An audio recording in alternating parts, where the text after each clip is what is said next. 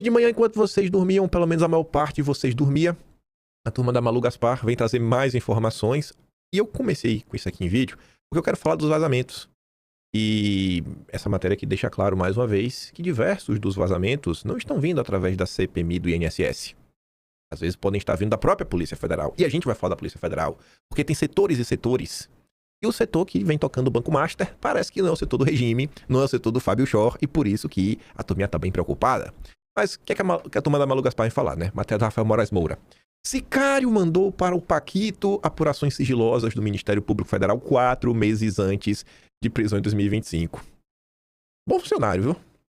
4 meses antes de ser alvo de uma ordem de prisão expedida pela Justiça Federal de Brasília, nosso lindo Paquito teve acesso a 3 procedimentos que tramitavam sob sigilo do Ministério Público Federal, inclusive aquele que apurava irregularidades na compra do Master pelo BRB e que o levaria a ser detido por policiais federais antes de embarcar no jatinho no Aeroporto Internacional de Guarulhos em 17 de novembro de 2025. Aqui tem uma coisa que a gente pouco discutiu e que eu fiquei me questionando ao ler essa nota, que é o seguinte, gente. Como que ele teve acesso a isso no Ministério Público? Porque a Malu Gaspar não vai explicar. Se falou muito, né, ao longo dos últimos dias que ele teria discutido no dia da prisão, naquele momento já estaria sabendo que meio que seria preso e teria perguntado, e aí, conseguiu bloquear? E a imprensa veio vendendo que isso seria bloquear a prisão do próprio Paquito. Aí se fala, não, ele hackeou, mas como assim ele hackeou? O que foi que ele fez? Será que ele realmente hackeou? Será que ele conseguiu uma senha de acesso? Se conseguiu a senha, conseguiu com quem? Porque os programas, essa base de dados do governo, ela tem um login, tem um usuário e normalmente era um log de registro. Então você poderia fazer aí uma engenharia reversa e voltando no tempo procurando as coisas para saber, cara, qual foi a conta que acessou esses processos, bate, quais foram os horários e tentar entender um pouco mais, né, desse hackeamento, como o Paquito veio obtendo essas informações. Isso daqui diz respeito ao Ministério Público Federal, ou seja, está sob a alçada do Paulo Gonet. E, além de não apoiar a decisão do Mendonça, está passando um recadinho reclamando do Mendonça. Talvez o Paulo Gonet devesse se debruçar sobre essa situação, tentar descobrir se tem algum vazador debaixo aí da sua instituição. Enfim. 4 meses de alvo, né? 3 procedimentos, inclusive aquele que aprova a irregularidade na compra do Master pelo BRB, que levaria a ser detido por policiais federais no dia 17 de novembro de 2025, quando estava indo para Dubai. A equipe da coluna obteve mensagens enviadas ao Paquito por um comparsa do banqueiro Luiz Felipe Machado de Moraes Mourão, né, o sicário, em 24 de julho de 2025, entre as 4h28 e as 4h31. O material estava no celular apreendido pela polícia após a primeira prisão do Paquito, quando ele tentava embarcar para Dubai com escala em Malta. Assim, para quem tá reclamando e tá levantando aí a possibilidade de ter vazado pela CPMI, ao longo dos últimos dias também ficou claro que muitas das informações que estão circulando estão vindo da própria Polícia Federal. Nas mensagens, Sicário encaminha a Vorcaro 3 arquivos com apurações sigilosas da Procuradoria da República no Distrito Federal em formato PDF, 2 delas, sobre o nebuloso negócio entre o Master e o BRB, que, segundo a Justiça Federal de Brasília, se tratou de pura camaradagem. E um terceiro procedimento que tratava das suspeitas de que um triplex de luxo em São Paulo, avaliado em 60 milhões, teria sido usado como propina em torno da negociação com o Banco Estatal de Brasília. Essa terceira apuração, no entanto, ainda estava no estágio menos avançado de coleta de informações, até Toffoli determinar o envio ao tribunal de todas as investigações conexas ao tribunal em dezembro do ano passado. As mensagens obtidas pela reportagem confirmam o envio dos arquivos a Vorcaro, mas a equipe da coluna não obteve a sequência completa dos diálogos.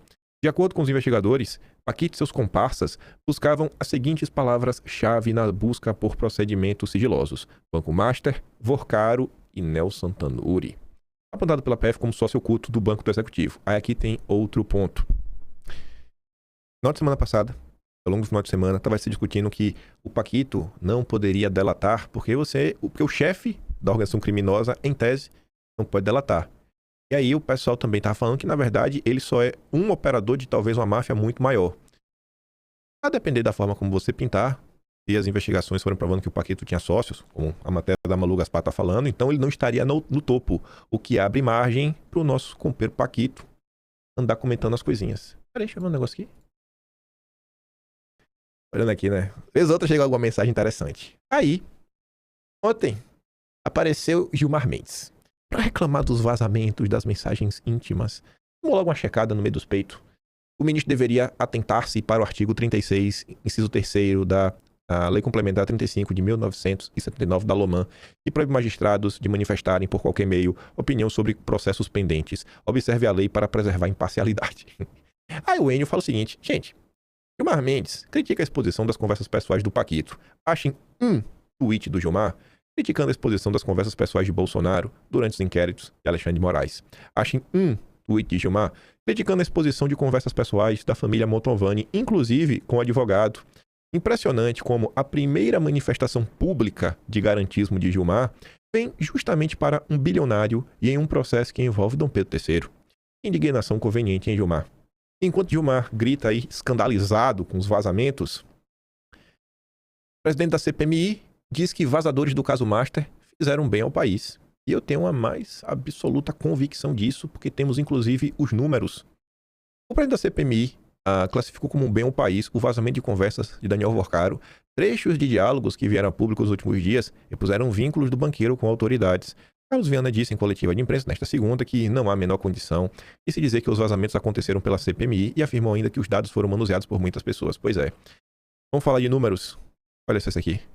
Vida privada do Paquito engajou 4 vezes mais que seus crimes. Vocês podem não acreditar em mim. Quando começaram, aí no final de semana, o pessoal começou a se debruçar mais sobre as mensagens vazadas, eu lembro lá no quinto o pessoal discutindo, pô, velho, sacanagem, sabe? A Polícia Federal deveria ter dado uma filtrada. Tem coisa que era desnecessário, né? Vou morar no teu subaco, a peleleca, né? As coisas assim que realmente era desnecessário.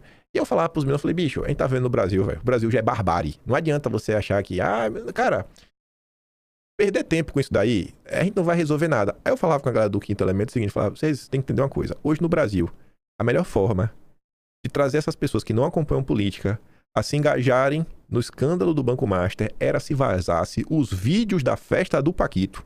Porque o brasileiro tá pra nascer um povo tão curioso pra ver ousadia. Eita, povo que gosta de uma ousadia. De uma danação. Ave Maria. Fala se não é. Eu até brinquei com os meninos. Eu falei assim, devia pegar algum vídeo aí dessas festas tipo lá do Epstein. Colocava assim um negócio meio turvo. Aí fala, bota assim, ó, vazam as primeiras imagens do Banco Master. E bota lá a legenda, aquelas músicas fúnebres, tipo que o marceneiro do Metrópolis gostava de fazer. Aí, na hora que fosse soltar a legenda pra tirar o borrão da tela, aí cortava a imagem pra alguém fazendo alguma denúncia em relação ao Banco Master e tudo mais pra viralizar. Porque o brasileiro ia compartilhar, achando que era vídeo de sacanagem. Aí, na hora, ela acabou de receber, né, uma baita de uma sacanagem que estão fazendo com o país. Esse é o Brasil, bicho. Isso é o Brasil. Você quer que um assunto viralize? Você sabe o caminho. Bote uma sacanagemzinha no meio pra você ver se o povo não se interessa em descobrir. Mas se interessa. Exploração da intimidade do ex-dono do Master nas redes sociais ofusca as discussões sobre seus crimes e impactos econômicos. Aqui ofusca porque ele faz a comparação de números, mas eu garanto que muitas dessas pessoas que só estavam atrás da sacanagem, no mínimo, ficaram sabendo que existe um mega escândalo de corrupção no Brasil envolvendo autoridades públicas. E por isso é que Gilmar Mendes tá revoltado. E Gilmar Mendes sabe que o povo gosta de uma sacanagem.